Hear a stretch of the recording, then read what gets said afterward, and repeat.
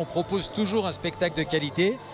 Le fait qu'il y ait des résultats, je pense que ça peut accélérer cette tendance et peut-être faire sortir, si on continue dans cette tendance-là, faire sortir les Chamonniards de leur taverne un petit peu, De leur grotte. de leur grotte, pour dire revenez, c'est votre équipe, elle fait du spectacle, mais en plus elle gagne. Et on sait qu'à Cham, les gens de Cham, ceux qui sont amoureux du hockey, aiment que ça gagne. Donc il faut nous aider à continuer à gagner. Donc rejoignez-nous, venez nous encourager.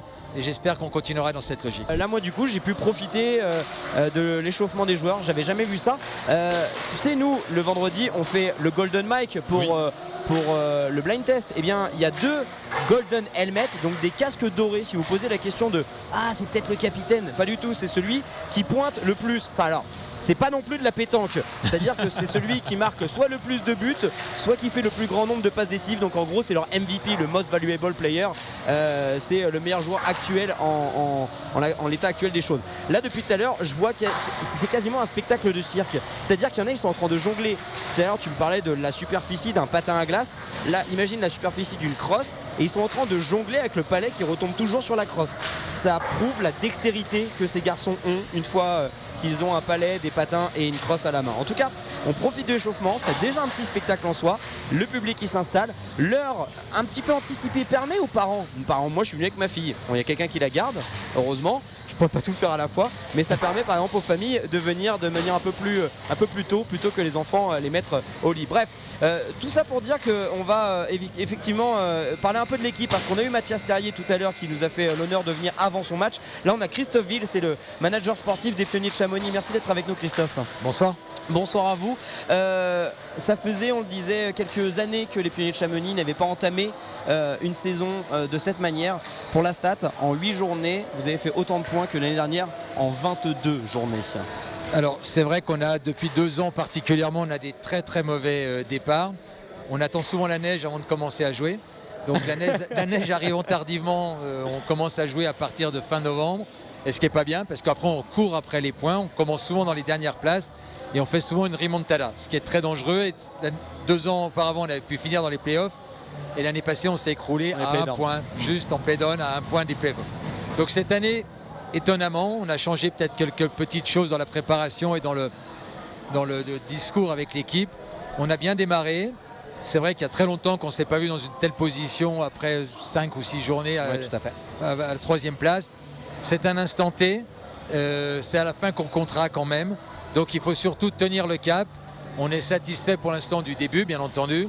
Mais on reste aussi, par rapport à notre histoire, à notre expérience, on sait que tout peut changer très vite et qu'il va falloir être très très vigilant dans les prochains matchs et que chaque match est difficile cette année. Le premier constat de la Ligue, c'est que toutes les équipes sont très proches les unes des autres et que chaque match va être très difficile à gagner. De toute façon, quand on voit Grenoble et Cergy-Pontoise, Amiens qui figurent respectivement à la 5, 6 et 7e place, ça prouve que les cartes ont été rebattues. Est-ce qu'il y a eu un changement dans la Ligue? Qu'est-ce qui s'est passé? Alors, rebattu, on va être prudent. Grenoble ne va pas rester très longtemps, à mon avis, à cette position. Par contre, oui, Gap, qui d'habitude connaît des très bons débuts de saison, cette année connaît un mauvais départ, mais en même temps a battu, sur un score incroyable, a battu Angers à domicile par 9-1. Donc Angers qui fait partie des favoris. Donc il y a des choses assez particulières qui se passent cette année. L'année passée, Briançon était balisé en disant le club va finir sûrement dernier et va descendre. Cette année, par exemple, ils se sont bien restructurés, ils ont bien travaillé. Et c'est une équipe qui est extrêmement difficile à battre. Donc il y aura des surprises cette année. Et bien malin qui dira qu'il sera dans les playoffs à la fin de l'histoire. Donc le maître mot, c'est garder la tête froide, comme on le disait. Prendre les matchs les uns après les autres, ça on est d'accord. Il y a un effet avec le nouveau coach, ça a eu un effet justement sur la performance de l'équipe avec le Finlandais Jan Sinkonen.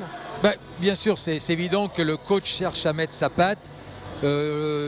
Marc Lefebvre n'a pas fait un mauvais boulot cette année. Janne Sinkonen travaille différemment. Ça semble trouver un écho et une adhésion auprès des joueurs, ce qui est très intéressant. On a un esprit de groupe qui est assez fort, un esprit de sacrifice. C'est différent d'habitude, vous trouvez? Ça semble un petit peu différent. On n'a pas forcément sur le papier quelque chose de nettement supérieur, mais on a sur la glace un effet, une chimie comme on dit, qui semble un petit peu différente. Il faudra que ça s'inscrive dans le temps.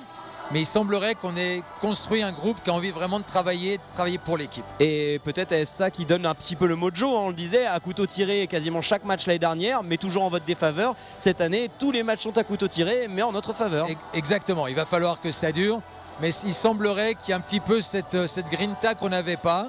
Maintenant, il va falloir aussi qu'on produise un petit peu plus offensivement, parce que ça fait 2 matchs qu'on gagne sans être très productif. Ça ne veut pas toujours nous sourire en ce sens-là. Donc il va falloir corriger ce que l'on fait un petit peu moins bien, puis garder ce qu'on fait de bien. Bon, en tout cas, hein, tous les auditeurs, ceux qui savent vraiment pas quoi faire ce soir, oui, il y a le match, mais alors honnêtement, France, Italie, c'est un peu joué d'avance, il n'y a pas d'enjeu. Donc vraiment, venez à la patinoire Richard Boson, parce qu'en plus, c'est le 3e contre le 4e, les Pionniers 3, Nice 4. Donc on peut encore être sur le podium, évidemment, à la fin de cette rencontre, on l'espère. Juste un petit mot, l'un n'empêche pas l'autre. En plus, parce qu'après, le bar diffuse en plus le match. Voilà, et le match, on a fait en sorte que l'on puisse voir le hockey et le rugby, parce que ce sont 2 sports qui ont un peu les mêmes valeurs. Du contact. Et du respect aussi. Donc bien sûr. On est prêt à vous accueillir, puis en plus à vous accueillir pour le rugby derrière. Mais ça, on comprend complètement. J'en ai pas fini avec vous, Christophe, parce que juste avant, vous me disiez que l'affluence était bonne depuis le début de la saison.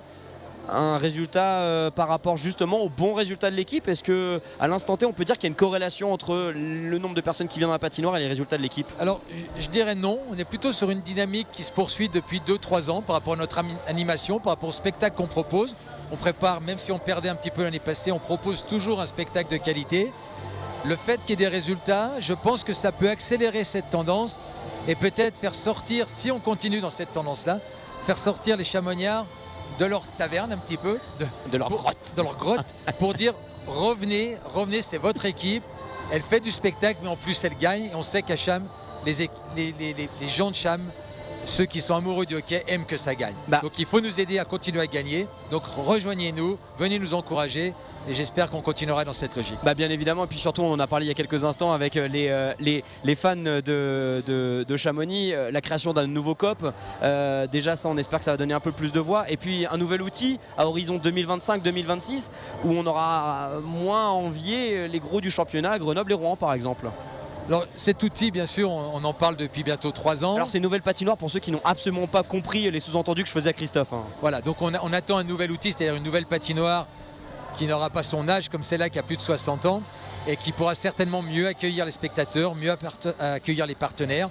Donc il faut être encore un petit peu patient, mais on travaille déjà dans l'évolution du club en ce sens-là pour être prêt quand elle sortira et qu'on sera prêt à couper le ruban. On espère déjà être structuré et performant et pouvoir justement avec ces nouveaux outils encore passer un cap. Ouais, on aura là beaucoup d'atouts effectivement pour que Chamonix retrouve ses plus grandes heures. Je vous rappelle, le dernier titre des Pionniers de Chamonix remonte à 1979. On rebondit très rapidement sur l'actualité aussi pour la Coupe de France, étant donné que là on est en bonne posture dans le championnat en Ligue Magnus. Est-ce que du coup la Coupe de France on la laisse un peu de côté en se disant bon, là il y a quand même peut-être quelque chose de plus gros, il va peut-être falloir, surtout qu'on manque d'une 4e ligne, on rappelle. Donc est-ce qu'il va pas falloir statuer sur un effort et pas 2? Alors très justement, on est un petit peu court en effectif, comme beaucoup d'équipes en France où on a du mal à avoir toutes les équipes quasiment, à parler de gros clubs, d'une profondeur de banc. Donc dès qu'on a des blessés ou des suspendus, c'est compliqué. C'est actuellement le cas, on joue à 3 lignes, mais là on commence à rentrer des joueurs de blessures et de suspensions. Il nous en manque encore 1 ou 2. Mais on commence à retrouver l'effectif normal. Donc on espère qu'on ne va pas trop tirer sur les joueurs qui ont eu beaucoup de temps de glace ces derniers matchs. Maintenant la Coupe de France, non, on ne choisit pas. Dans le sport on ne choisit pas. Quand on monte sur la glace, on y va. Arrivera ce qui arrivera. Si à un moment donné on doit gérer un calendrier un peu chargé, on le gérera. Mais jamais on peut attaquer un match. Pour moi le sport c'est pas ça. Quand on monte sur la glace c'est pour la gagne. Et jamais on laisse filer. Quel que soit le match, on ne laisse jamais filer. Bon, et surtout quand c'est les voisins quand même. Parce qu'on n'a même pas annoncé votre futur opposant. Je vous laisse l'annoncer. Ça sera les Pingouins de Morzine. Voilà. C'est ça? Donc voilà. Donc on est en proximité. C'est une équipe qui arrive en D1, qui a un bel effectif. Il va falloir bien sûr être méfiant. C'est jamais très simple de jouer ces œufs. Ils ont une petite glace. Ils vont avoir les dents dehors. Et je pense qu'il va falloir se méfier. Rien n'est acquis. Et par respect par l'adversaire, jamais on pourra laisser filer. Bien évidemment, place d'abord à la Ligue Magnus, c'est ce soir, c'est dans moins d'un quart d'heure à présent. Vous vivrez évidemment le coup d'envoi sur Radio Mont Blanc. À toi Guillaume.